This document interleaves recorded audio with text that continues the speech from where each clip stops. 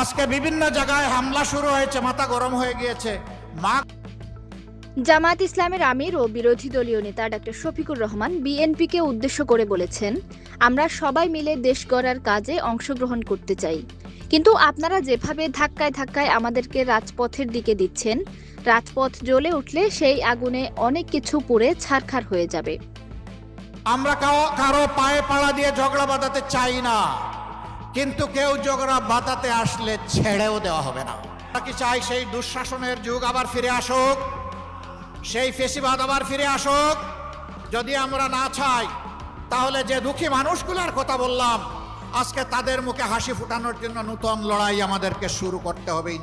গণভোটের গণরায় বাস্তবায়ন, জনদুর্ভোগ নিরসন, দ্রব্যমূল্য নিয়ন্ত্রণ ও যোগাযোগ ব্যবস্থা সহ অবহেলিত দক্ষিণাঞ্চলের সার্বিক উন্নয়নের দাবিতে বরিশালে বিভাগীয় এ সমাবেশের আয়োজন করা হয়। তিনি বলেন, তাহলে দেশবাসীর কাছে পরিষ্কার হয়ে গেল এই দেশের মানুষ, মাটি এবং সম্পদ, ইজ্জত কার কাছে নিরাপদ। এটা কি এখন আর বুঝতে কোনো বাকি আছে?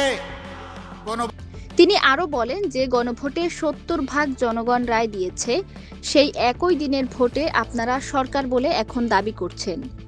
ওই গণভোট না থাকলে ওই সরকারও মানা হবে না। ওই গণভোট যদি ব্যর্থ হয়, এই সরকারকেও ব্যর্থ করে দেওয়া হবে।